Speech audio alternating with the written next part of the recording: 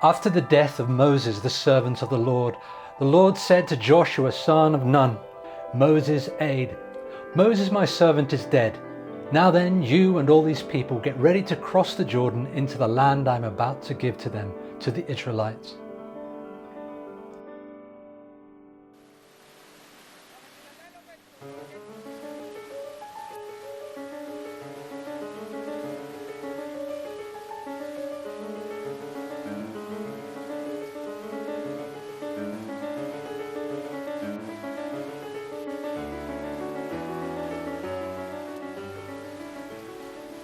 I came of age at the border, sleepwalking through my early years, unaware of the momentous time that was fast approaching. And then, as the old leader spoke and our priests repeated his words, a gradual awakening to the reality that this was really happening, a time long anticipated, a moment we frequently lost sight of in the details of the day-to-day quest to fill our stomachs. As the years passed and still we travelled in this hot and rocky land, how often did we forget our destination?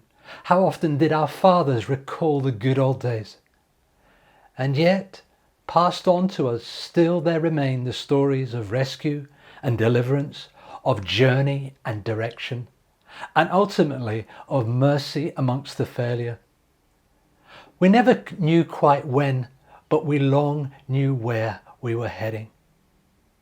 Our fathers saw to that, from Abraham to Moses. But still for us the question remained, when would we cease to follow in the footsteps of the wandering Aramean and receive what had been promised to him? When would our journey of transformation from slaves to nationhood be complete? And now, as we pause at the threshold with the flooding waters before us, the only thing that remains is the final step. My father died shortly before our leader, a matter of months before the border, almost the last of his generation. I wonder how the storytellers will describe them. Wise, foolish, brave but fearful. Perhaps, like all people, that strange mixture of folly and faith. They had glimpsed a future different to any other and embarked into an odyssey not comprehending the cost or the risks. I suppose it's the same with all such journeys into the unknown. How we stumble and drift towards a goal, and then the storm strikes and the dreams are overwhelmed by waves of brutal reality. Now, here at the border, a new generation ready to bring to completion the dreams of our parents. A new leadership too, the last of the old men. That's what we as kids used to call the surviving slave generation, though never to their faces, of course. Now Yeshua was leading us, trained by the Great One himself. A new day, they say, and we, their children, are soon to receive what could never be earned. And there Yeshua stands praying with our priests, talking to our leaders, going here and there amongst the tents with words of encouragement. At times a little awkward perhaps, but a strong and courageous leader nevertheless. Some say he still has to prove himself. Well, I'm sure that opportunity will come soon enough. There is this flooding river for a start. And still we wait. It feels like months. The Great One spoke to us in the hills as we looked out over our future, gazing at the lands and the raging river below. For hours he spoke as though he knew that this would be his last opportunity to give us direction. Within a matter of days he had joined our forefathers, and his words were recalled and retold by our storytellers. We came down from the hills to the valley and the river and have been here for days. The water refreshed by fresh rain in the hills, fast flowing and sparkling in the sunlight. And still we wait for word from the leadership.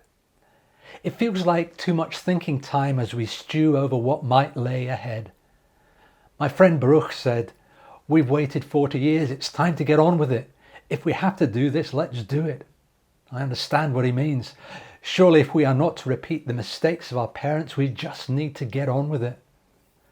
But perhaps there is a reason we do not rush ahead. Maybe so we don't repeat the mistakes of our parents.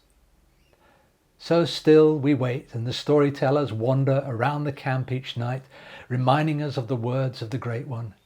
They say it's important we remember to embed in the memory the words of making. My friends and I just want to get on and claim what has been promised, a place where the seasons bring rain and crops and above all certainty. I want to plan a future for my young son, not eking out an existence from rock and sand. If God is with us, let's not hesitate any longer. What was it the priest said the other day? There is a time for pausing. Really? Now? And yet night after night, they and the storytellers recite the traditions of deliverance and how the land will be wonderful and yet bring us new challenges. And slowly, we begin to understand. Here, as we pause at the threshold, it seems that God is still preparing us. There is a promise, but there are also new and precarious challenges. The challenges of land and seasons, the rhythms and patterns of living differently. No longer a space of sand and rock and necessary trust. A place we can call our own and make our own. Space for us to form and make and to rule. Opportunities for certainty and comfort that will replace the challenges of trusting, obedient faith. I guess this waiting is also part of becoming a nation worthy of Yahweh. So here we wait, close to the edge, beside the flooding waters.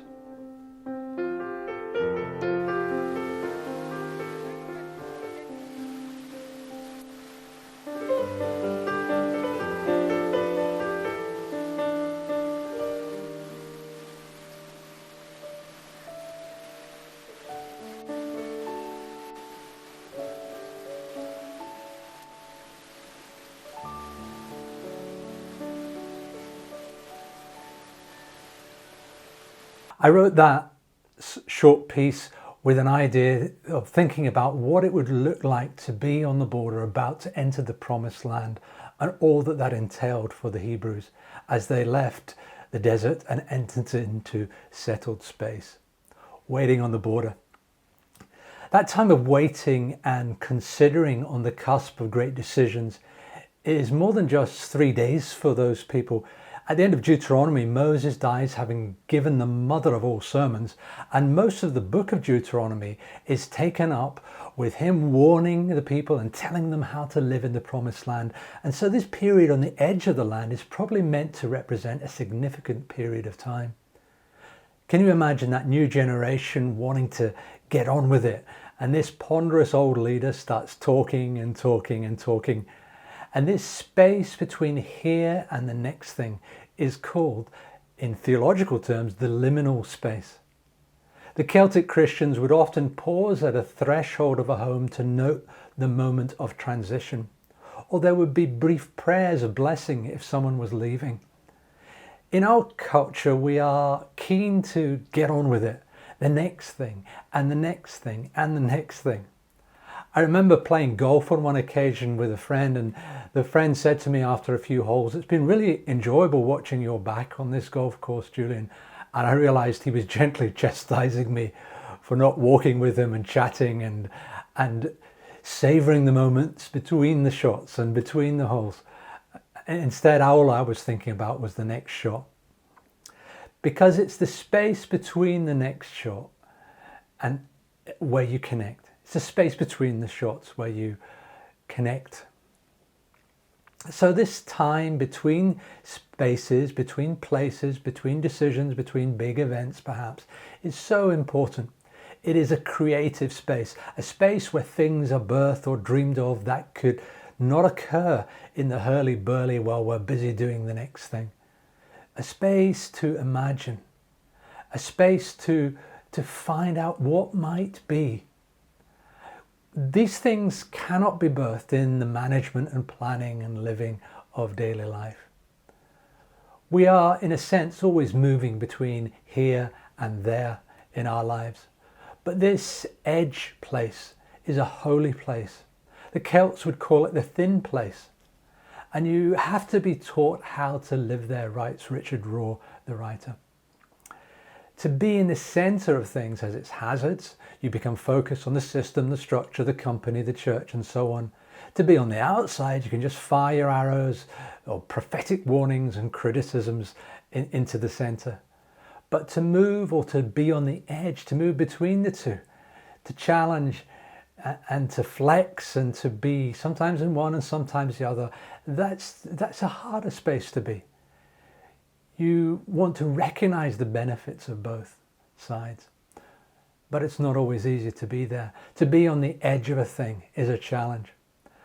But also we are called, when we are on the edge of things, to notice in this liminal space, to notice it and to embrace it as a space, to still our restlessness in the midst of this, to still our drivenness, our planning, our fear-driven activities, to sit a while in the divine presence.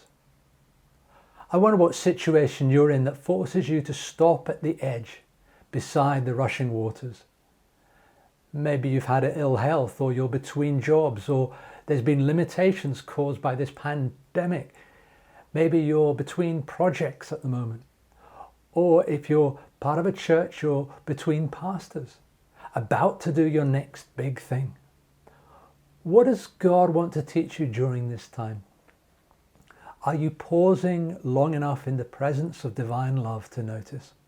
Have you silenced the inner restlessness? Now, just like Israel, with their various stones of remembrance that they would set up whenever they encountered God in the promised land or elsewhere, they would set up these large stones so that when they went there again, they'd remember what God did on that occasion. God may have to bring you back to a place to relearn the lesson and to notice again, oh, hang on, I've learned this before. I need to learn it well. God is not in a hurry, and he wants to get us there, but on the other hand, he wants to get us there in a shape that's fit to be there. Eugene Peterson put it famously in the message, the unforced rhythms of grace. Not to force things.